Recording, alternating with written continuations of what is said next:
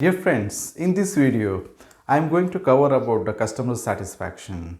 I am going to cover about the customer loyalty, and I am also going to cover customer profitability. But in the end, this video will also cover the interview with an expert in the area of marketing analytics. Right, to start with the customer satisfaction. So what is the customer satisfaction? Customer satisfaction is a feeling of a pleasure or disappointment. Now when this feeling happens, when a customer tries to compare with the expectations and the performance. So now if expectations are high but the performance is low, so what's going to happen? So customers are likely to be not happy or dissatisfied. Okay, now if the performance is higher and the expectations are less, right? Performance is higher, expectations are less. That is, you have expected something, but what you are getting is much beyond your expectations. So you are likely to be very happy. It's a state of a pleasure, right? So that is considered as a delight. And if both matches, it's a stage of a satisfaction. So if a performance, again, if a performance is higher than the expectations, then it's a state of a high satisfaction. More if it is more, then it is higher. Okay, now how to determine customer satisfaction, right? So I'm sure you would have come across asking you to rate. You travel by Uber or Ola, and then the driver asks you to give the rating, and then you give the rating, right? And you, before that, when you take that ride, you are also getting some information about the driver, that his average rating is 4.2 on a scale of 5. That gives a confidence to you, yeah, he's a good driver. And when the experience is good, then you are tempted to give a better rating to the driver. And in some organizations, this is very important. The performance appraisal is also, when they undertake this performance appraisal, so they also consider the customer satisfaction, at great length. So this is how we use or application of the customer satisfaction, right? Another way, I'm sure you would have also been into a situation where you visit a hotel, and then you are whether on iPad you are asked to give a rating. There is a smile symbol or there is a sad symbol if you are not happy, right? Smile symbol is when you are delighted, right?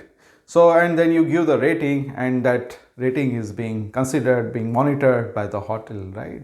So that is how it is being used for different types of applications, right? Customer satisfaction, even for a car you purchase, or maybe you have given a car for servicing, and after the servicing, somebody from the dealer calls you and then assesses the level of service, and that is nothing but that is the customer satisfaction.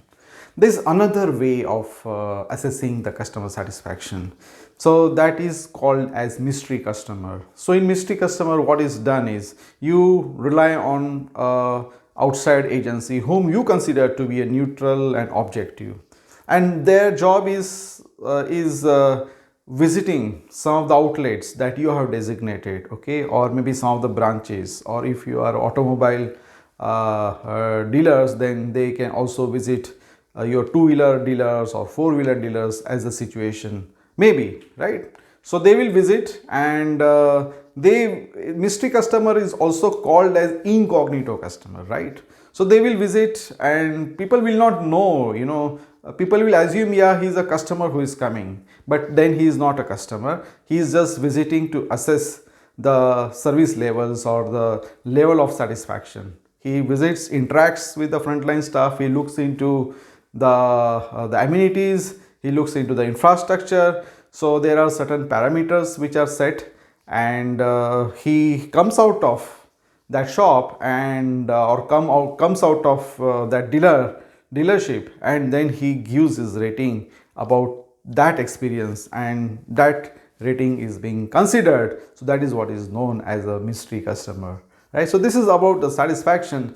Now the question is, would you only be thinking of having a satisfied customers, or would like to go beyond? Yeah, would like to go beyond, and that is where is the marketing funnel, right?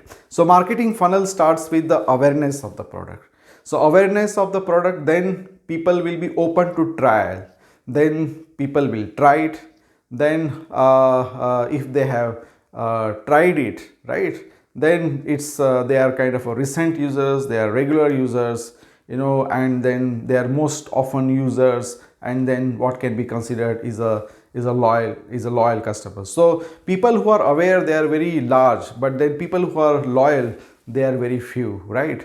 So the idea here is to have more loyal customers. Why loyal customers? Because loyal customers, they talk good about you, they are associated with your product for longer period of time, their purchase frequency is more, so these are the reasons, primarily these are the reasons why you are looking for a loyal customer. So loyalty can be assessed from various ways. So one is you look into the purchase loyalty. For example, somebody has purchased and visited any store, for example XYZ, and he's coming again. So for example, if somebody is coming again and again, so that is what is a purchase loyalty.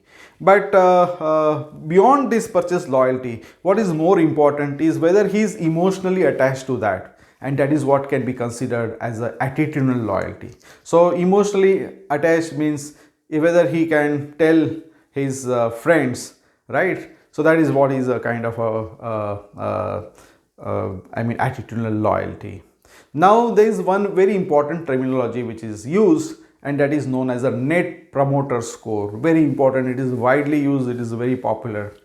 Now in a net promoter score, what you are doing, if you ask somebody like would you like to recommend this brand to somebody, and then you are asking on a scale of 1 to 10, right?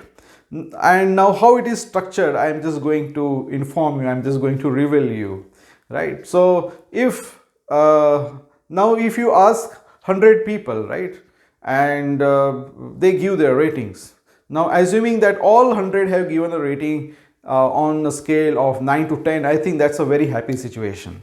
Okay, now just consider there's another brand, again they are doing a net promoter score, but here what is happening is that out of 100, say 50 are giving a rate, that is they are giving on a scale of 9 to 10, and 50 are on a scale of 1 to 6, nobody is giving on a scale of, assuming that there is nobody on 7 or 8, that means that 50 are promoters, 1 to 6, that is what is considered as a detractors, right? 7, 8, that is considered as neutrals. So 50 minus 50, that means that your net is 0. So net promoter score is 0. Now just assume that there are, again it's a different brand, and on a scale of 9 and 10, there are 20, out of 100 there are 20 people, right? On a scale of 7, 8, there are 10 people, right? So what is remaining? 70. So 70 which will be on a scale of 1 to 6. So here we ignore the ratings on 7 to 8 rating, right?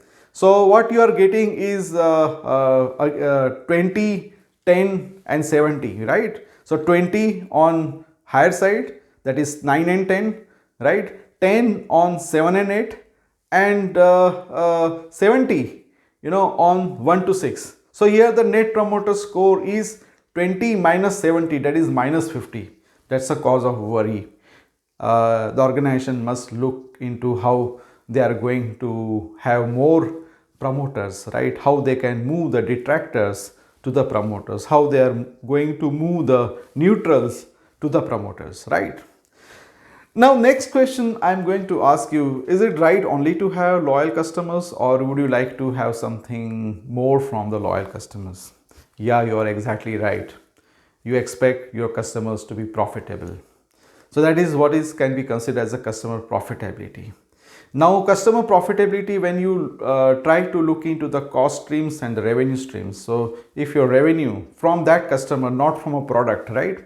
Please remember, this is a customer profitability. This is not product profitability. So if the revenue streams, right, from that customer, right, if it is higher than the cost, you are profitable. But then there are different levels of profitability, right? So some customers are more profitable, some customers are less profitable, right? And then you need to take a suitable or appropriate action. So this is how you calculate or arrive at the customer profitability. Now here some of the organizations, what do they do is that they take a little future view. Future view in a sense like, okay, you acquired a customer, but what is likely that the revenue you are going to generate and how much cost you are going to spend on that customer. So this is on the basis of certain assumptions. So you, on the basis of these assumptions, you are coming out with revenues for different years. Maybe you may decide that, okay, I will consider for 3 years what are the revenues which are likely to generate from that customer and how much cost I am going to incur on that customer. Okay, assuming the acquisition, you also separately factor the acquisition cost, and then you determine the profitability which is based on the future revenue considerations, that is future revenue as well as the future cost. That is what is considered as a customer lifetime value. I'm sure you would have, till now you would have enjoyed the session, but now you are going to enjoy the session more. We are also going to have an interview with an expert, in the area of marketing analytics, and that will be really rewarding, in terms of enhancing your knowledge. Thank you being with me. Don't go. We are going to have an interview. Okay. Thanks, sir, for warm introduction. So basically, I would like to start with how customer profitability is important. So first of all, we need to understand why doing some customer profitability analysis is important for any company. So I'll share my experience when I was working with Kotak Mahindra Bank. So when I was working with Kotak Mahindra Bank, I was into analytics department, marketing analytics department. And back then in Kotak Mahindra Bank in 2014, when I was working, there were almost 20 lakh customers. Okay. So let's say if we are planning some marketing campaign, or let's say if we are sending, let's say, term deposit or recurring deposit, or cross selling some insurance or something to our existing customer. So if you send mail to all the 20 lakh customers, it will not create any impact. ROI of this marketing campaign would be very less. So that's what here comes the customer profitability analysis, or trying to understand who are my profitable, or who are my best customers.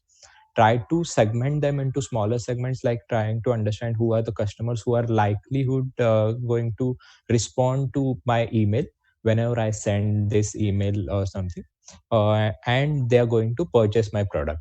So we did same thing, customer profitability in the Kotak Mahindra Bank, and this helped us in increasing our marketing ROI very much.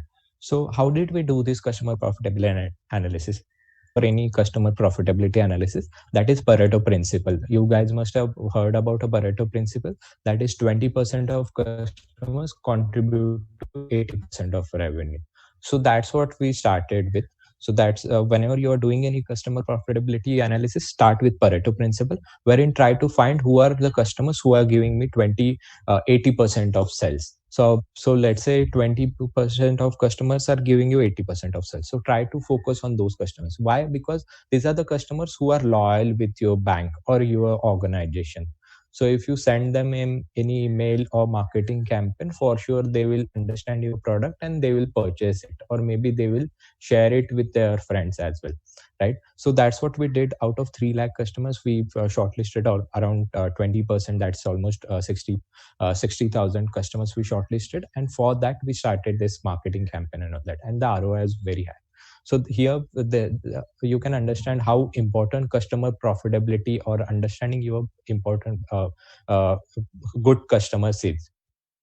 Then again, one more example I can give for the customer profitability is when I was working with Piramal Group. So in Piramal Group, we had different brands, almost 16 different brands. And sending for all the customers, if we target for same brand, maybe let's say there is a product which is for men's. so you cannot target those product for women and all that. So you need to first of all segregate or create smaller segments of customers. So and second thing, let's say the product which is selling into north may not be selling into south.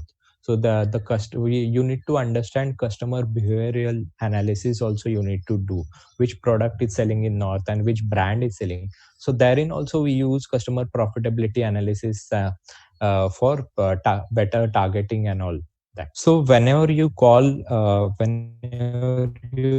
customer for any FMCG customer, that customer is not a direct customer like me and you who goes to retail for purchase of certain brands. So customers for, let's say, HUL or Piramal Group is retailer, general stores, or chemist, or even you can call a pawn shop as well. So those are the primary customers or the retailers which we call.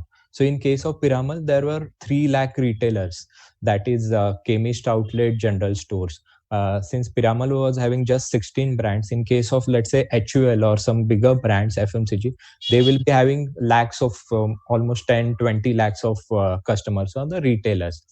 And we target those retailers directly. So sales is done through those retailers. So how is this sales done? First of all, we don't send our brands to directly to retailers. We give it to distributors, and then these brands are distributed to retailers, and this retailer will sell it to customers.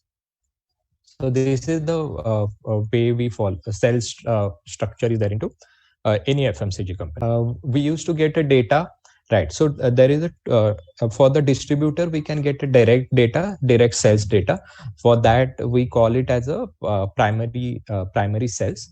Okay, then distributor will be doing this sales to retailer, that is called as a secondary sales. And once the retailer sells it to customers, you call it as tertiary sales. Okay, but in that case we won't be getting direct customers, so what it is selling and all that. You can get that data from market research agencies like Nielsen or other agencies as well. Second thing, how we used to get data for whatever is done to selling to the customer, one is through the distributor management system, wherein whatever the distributor is selling to this retailer, we get that. Second thing is, whenever the order was booked by any retailer or let's say chemist outlet, general store, our salesperson used to capture that order on a mobile phone as well. So that we call it as a purchase order booking as well. So what is purchase order booking? Purchase order booking is the order booked by salespeople to particular retailer store or a general store. Okay, so this is captured on the mobile, and this data is shared with the analytics team on the backend, and this is how we get this data. So rather than calling a customer just a customer profitability, I will call it as a customer analytics, and it's a subgroup of customer analytics, and customer analytics will be again a subgroup of marketing analytics.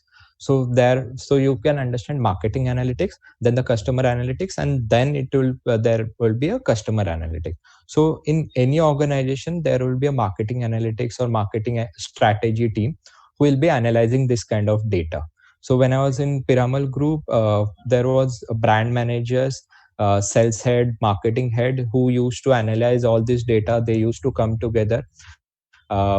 Plus, they used to work with us like analytics and data strategy team who used to analyze data, and they used to show this analysis to this brand managers and sales head, marketing head. And these guys used to give an input from their side as well. Why? Because they have knowledge what actually field salesperson is telling you and all those stuff as well. So they used to share that data and analysis, and we used to share our insights, and thus we used to create any customer analytics or customer strategy for them. Now if I check my past 8 years of experience, when we started the likely in 2014, I guess there was not much importance towards the data, analyzing data, or doing this kind of marketing analytics. There was more most of firms were focusing on sales and all that. But then the analytics and all that machine learning algorithm started coming in. Companies started to understand what's the importance of data. and most of companies started analyzing data, and they found that there is a higher ROI if we analyze data and do a customer targeting or marketing analytics in that case. So let's say prior to using marketing analytics, let's say if they are contacting 10 customers, only one or two customer used to just respond. Now if you use some marketing analytics, maybe 5 to 6 customer used to respond, and at least there was a conversion of 2 to 3 customers. So the conversion has already drastically increased in this case because of using marketing analytics. So now if you see in 2020, most of organizations have started using marketing analytics. They have marketing, or and you can say data science, all those words. So all these companies are using data, customer related data, to find more and more insights from customer, and try to sell more or do cross selling of analytics, customer analytics, analyzing different data, and how we help. Rather than, for if you are a small company, rather than building an internal analytics or data analytics team, it's very easy if you give it to some experts like marketics, wherein we have past experience of almost 10 years, wherein we have worked with different data sets, different customer related data, and we can analyze your data in a much faster way and give a better insights as compared to you guys, maybe company creating their own in-house analytics team. For sure they can create in-house analytics team, but once they understand what's the importance, how analytics is helping or the data science is helping them in making decisions, maybe 2 years down the line or the 5 years down the line, they can start their own in-house analytics team.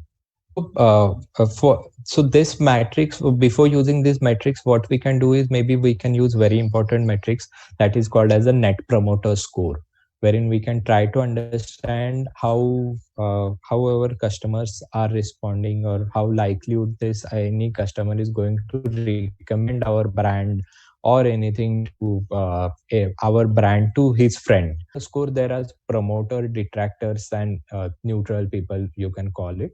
And based on promoters, you can finalize some strategies, wherein what you can do is you can create some referral programs. Maybe you can ask them for the cross selling. Maybe you can cross sell more brands and all that based on net promoter score. More the net promoter score, more the selling you can do to the existing customer, and the more profitable your brand will be. Rather than telling you about a calculation or something, I will tell you the strategy which I follow whenever I'm doing any customer related analysis. So whenever, let's say someone shares me a data of 100 customers. So what I am going to do is, first of all, I will start with understanding who are these customers. So first of all, maybe we do that by using a Pareto principle. So how out of these 100 customers, like who are my top customers, who are my bottom customers, let's say who are my top 5 customers, who are my bottom 5 customers, I will try to understand. Now once you see that there are 100 customers, I understood who are my top and bottom customers, you can create smaller segments out of those 100 customers. So you can create small segments of, let's say, 10 customers who are loyal customers. You can create segments into big spenders, or the customer who are going to attract. Based on those smaller segments, let's say you create a smaller segment, 10 smaller segments of customer.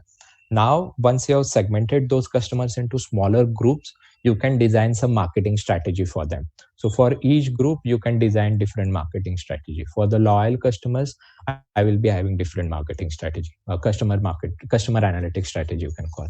Then for the customer who is going to attract, I will be having different marketing strategy. So based on that, all that, once you have created groups, then maybe comes cross selling and upselling. So what is the upselling? Like if the existing customer is purchasing from you for 100 rupees, maybe can I sell him for 120 rupees? Okay, so that is the upselling. And second is cross selling. Let's say if existing customer is purchasing only one brand from me, can I sell him one more brand? So let's say, so that's where come up upselling and cross selling. So in a sense wherein you understand for which customer I should give like which kind of product, or maybe which coupon I should give to this customer. So let's say in case I will give example in case of Piramal Group. If the customer customer in this case was retailer or the chemist outlet. If they have not purchased anything from us for last 90 days, we used to call them as a lost customer or something. For that, those customers, what we'll do, we'll create one marketing campaign wherein we'll say, if you purchase X brand from us, maybe you will get discount of this much percent. So that what we are doing, activating that customer 1 second. So that's the one way wherein we are doing for, let's say, if lost customer. Let's say if anyone is there, a loyal customer is there, okay, who is purchasing regularly from you. He's a big spender, he's giving you a very good amount of sales and all that. Now I have launched new product. So now this new product, we will be selling this to, first of all, to loyal customer. Why? Because they are already spending high with you. So same strategy we followed in Piramal Group as well. Whenever there was new product launch, we used to sell it to loyal customers first of all, and for the lost customers we used to have different marketing campaign. User analysis, right? So we used to do that in Piramal Group's Lapser outlet analysis. Then you guys can do next best product analysis as well. Then for the segmentation, you guys can do RFM analysis. And then for, let's say, recency frequency monetary analysis, right? Apart from that, we used to do a number of brands purchase, so brands per outlet or brands per customer analysis we used to do. Then frequency of purchase analysis you can do, how many number of times one customer has purchased in last 1 month. So let's say if you have purchased 3 times from Amazon, so frequency would be 3, right? So frequency of purchase analysis, all this analysis you can do for customer, for understanding your customer behavior and thereby planning for customer profitability or customer analytics, you can say. All the banks or any financial institute, how they operate is based on the net interest margin. So as you said, like it's like 4%, maybe 4% or 6% is the saving rate, and at what percent you are lending it to some customer. So based on that net interest margin, and second parameter also comes with the NPA, that also you need to consider. So let's say if you are uh, giving a 4% interest rate to your let's say existing customer, and giving it to as a loan for 10%, let's say there is a 6% net interest margin as well. But in that you need to factor in NPA as well. So NPA, so NPA means customer who are going to default or something. So may asset quality, you can say. So let's say if the default rate of your bank is, let's say, 2% or something, maybe you need to factor in that as well. Second is you need to factor in market risk as well. Second, apart from that, RBI regulations and all those you need to follow. Based on that, the pricing and all that is different.